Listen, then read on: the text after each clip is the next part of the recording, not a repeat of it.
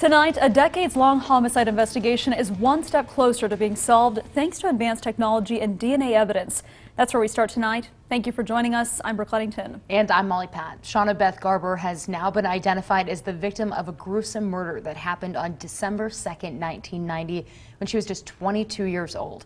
Her autopsy revealed that she was raped and restrained with different types of bindings 2 months before she was found. And the homicide happened in Lanigan, Missouri. That's in the southwestern part of the state, nearly 3 hours from Garnett, Kansas, where she was last known to have lived in foster care. Garber's case had been cold for 31 years until now, and DNA evidence connecting her remains to a half-sister who lives in Topeka. So in an exclusive story that you'll only see here on KSNT News, our Kelly Peltier joins us live to talk about the technology that helped identify her and where the investigation goes from here. Kelly.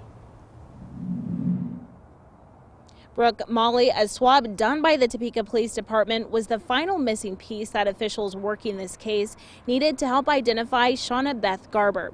The match came from her half-sister, who says she hadn't seen her in decades since the late 80s. She says since she left the foster care system.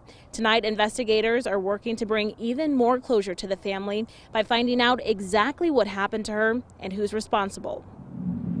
The legs were bound around the ankles and stuff.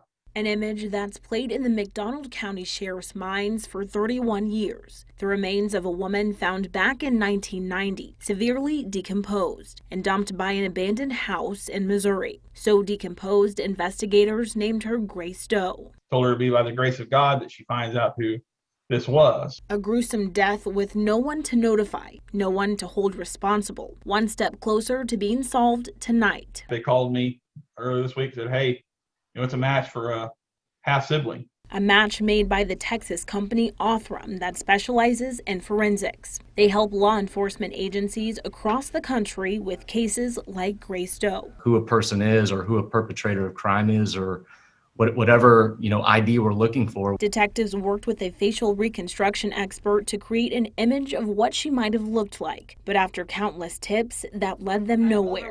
The company reached out to Lieutenant Hall last September, and he agreed to send Grace Doe's skeletal remains to their lab. For months, scientists worked to build a DNA profile, and once they did, they uploaded the profile to a number of public databases they have access to. And we go out there and do records research and genealogy, and we try to find the closest person or closest kin to that DNA sample that we started from. Just a couple of weeks ago, they finally had a break. That research led to 3 potential family matches. Lieutenant Hall then started making calls to narrow down those matches to one woman in Topeka. She made the revelation that, I've got a missing half-sister that we don't know what happened to her. On the other line was Danielle Pixler. She lives in Topeka and has been searching for her half-sister for 28 years. She then agreed to a DNA swab to see if hers matched the DNA profile Othram had put together for Grace Doe. When scientists compared those profiles, it was a sibling, half-sibling match. Grace Doe was now Shauna Beth Garber, a 22-year-old woman tragically killed with so many unanswered questions still surrounding her death. Sad, excited. She doesn't know what happened to her sister, but she knows where her sister's at now, and something did happen. Since Shauna's identity was released yesterday, Lieutenant Hall says there have been no leads yet as to who did this to her, leaving investigators to piece together the years leading up to her death in 1990 and exactly how she ended up in McDonald County. Lieutenant Hall says they're interested in talking with people in the Iola area, Garnett, and Topeka, and anywhere else where someone might have information about Shauna Beth Garber to help with their investigation.